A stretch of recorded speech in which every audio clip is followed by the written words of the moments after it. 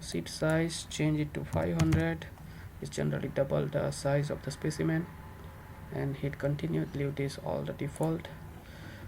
First select this elliptical tool. Select the center by entering the coordinate 0, 0, or just simply enter 0 and press enter. And the x coordinate I already calculated, 75.2, 0. So that's the x coordinate, and along the y coordinate you can define 0, 37.8. so that's the outer steel tube. And then inner one is again define 0 at the center, and x coordinate 7.02. Press enter, and along the y 0, 37.8, and press enter. Press the middle button. I think I made a mistake here. It should be press Ctrl Z. Again press elliptical. 71.0. Center is 0, and then along the x-axis 71.0, 2, 0. Press enter, and along the y-axis 0, 33.62, and press enter. That looks correct. Press the middle button again, press done. Height of the column is 300, and that's the part.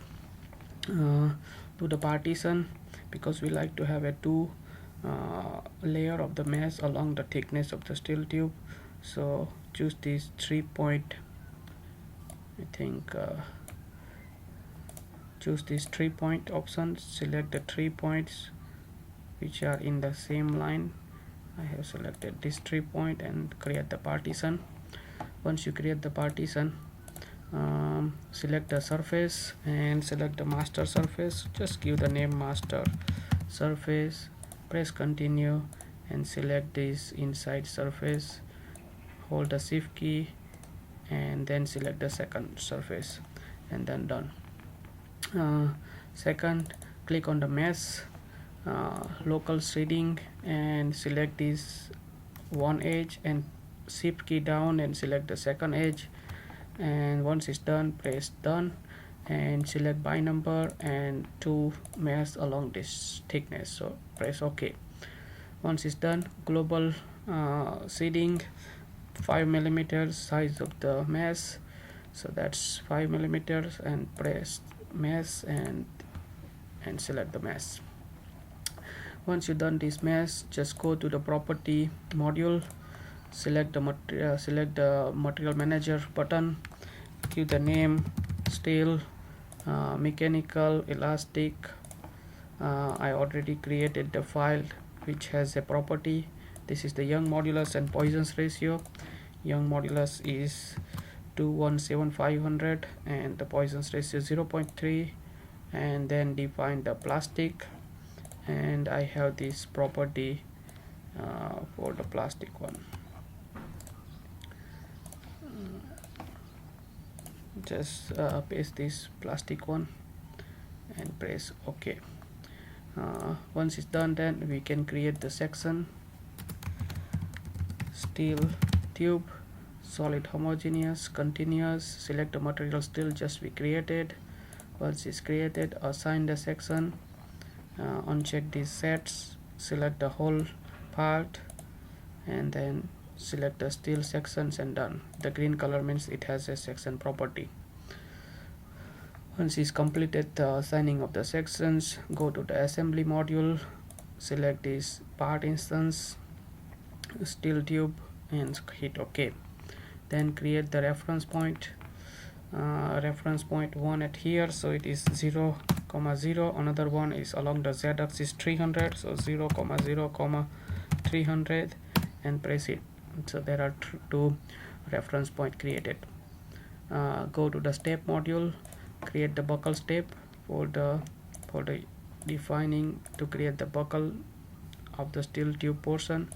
create the buckle step, enter 1 and 2.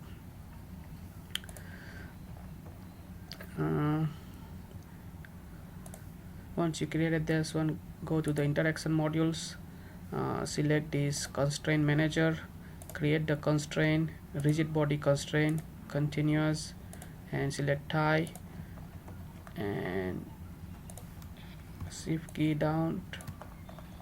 If you just fit to the window, you can just round this one, and you can select this surface. For the try shift key down to select the multiple surfaces and hit done. And then reference point for this surface, control point is for this surface is the middle one, reference point 1, and hit OK. Same procedure for the top surface.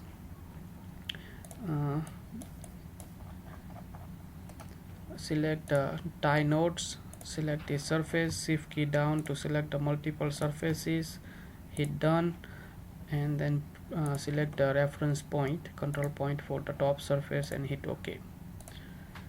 After creating the constraint, select the load module, apply the loading at the top surface, which is point load concentric. Select this reference point, hit done. Is along the z axis and is in negative z. The arrow indicate the direction of the loading. Similarly, boundaries we're gonna create at the initial, so just select the initial boundary for the initial step, select the displacement rotations, and then select the reference point 1. Done. So bottom end is fixed, so all the boundaries are fixed. Once it's created the load, you can check the mesh that we already created, and then go to the job module. Before creating the job, you may like to just edit the keyword and go at the very end. Before the end step, select, put the cursor, enter star node file u. That's create the displacement file for the each nodes.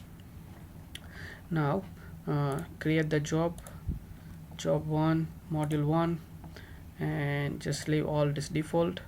I'm not running this one because I will give you the file which has the results on this one. So just submit the button and it will run the analysis. Once you run the analysis, then you copy this model and give the name model 2. Now expand the model 2, create the concrete part. Now concrete, leave all default, select the elliptical drawing tool and center 0, 0, x axis point is 71.02, press enter, and along the y axis 0, 33.62, and press the middle button to out the elliptical tool, press done, and enter 300 for the height of the column. Once the concrete part created, select the surface, give the name slave surface, continuous, select this portion, and done. Second property module, create the material property for concrete, give the name concrete. First give the definition for the elastic property, go to the tab for the concrete one, and I already have the elastic property for the concrete. For the plasticity, go to the Drucker pressure plasticity. 3 constant parameters are given in the Excel sheet. Use those parameters, and then also define the hardening, which are also already calculated in the Excel sheet.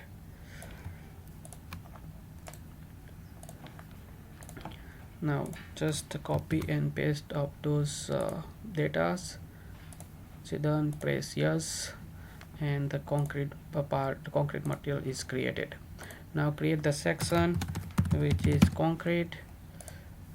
Material is concrete, and then assign the section which is here. Select the whole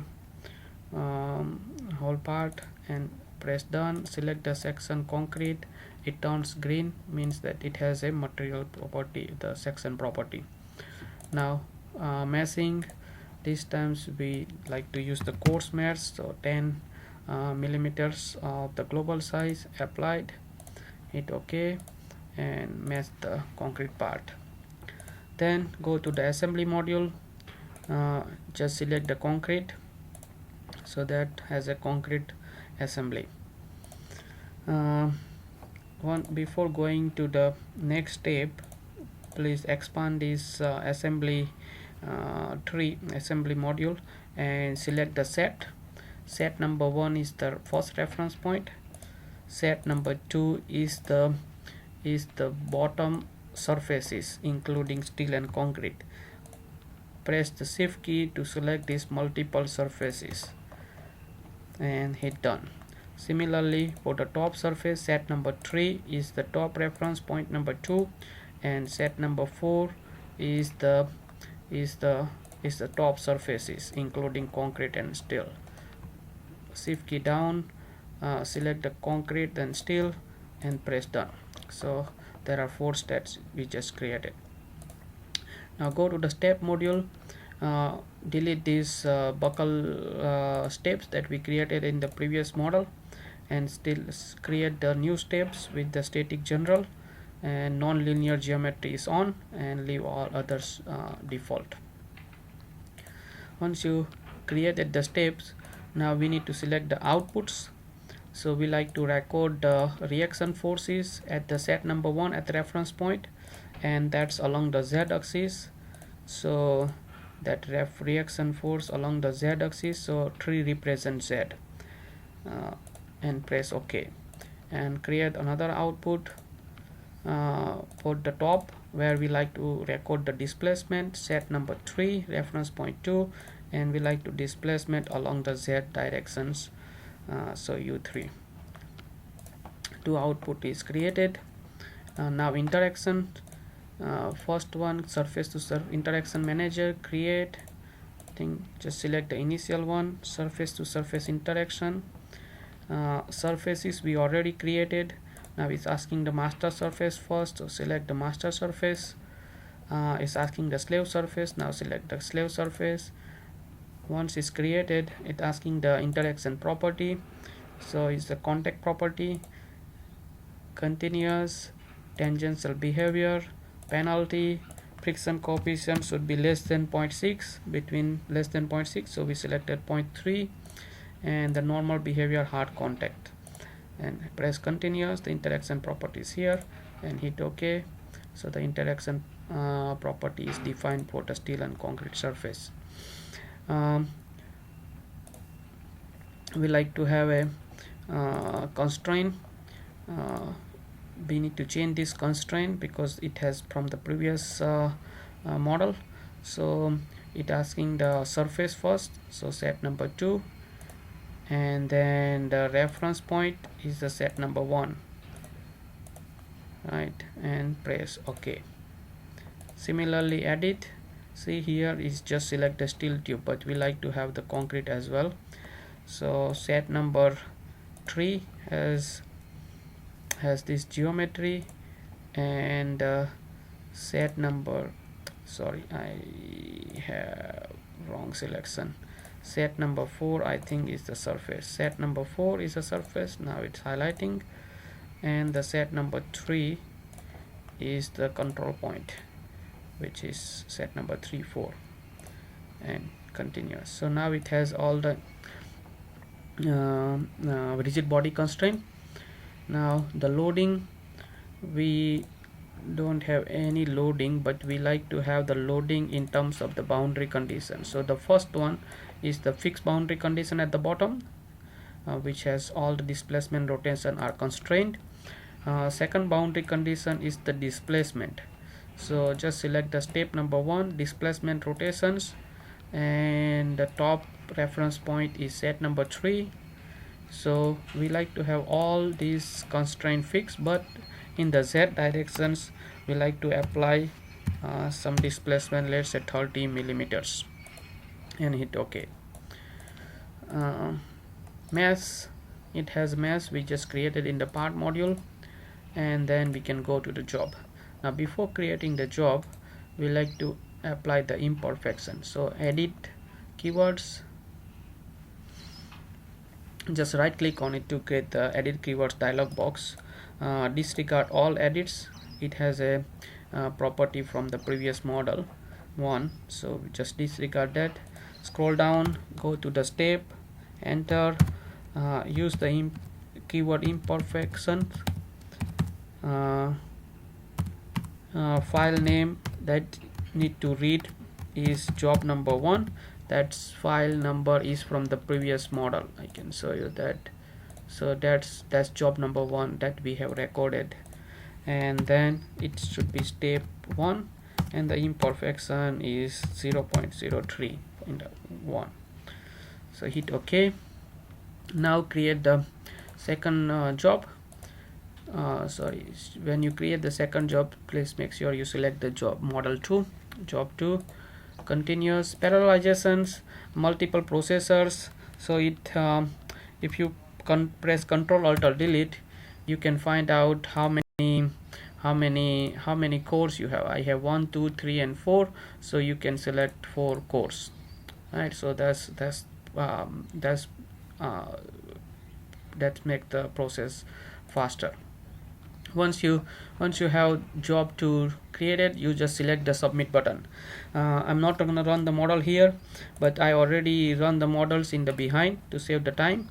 So your model look like once you created this one, your models look like this one. Let me delete this first.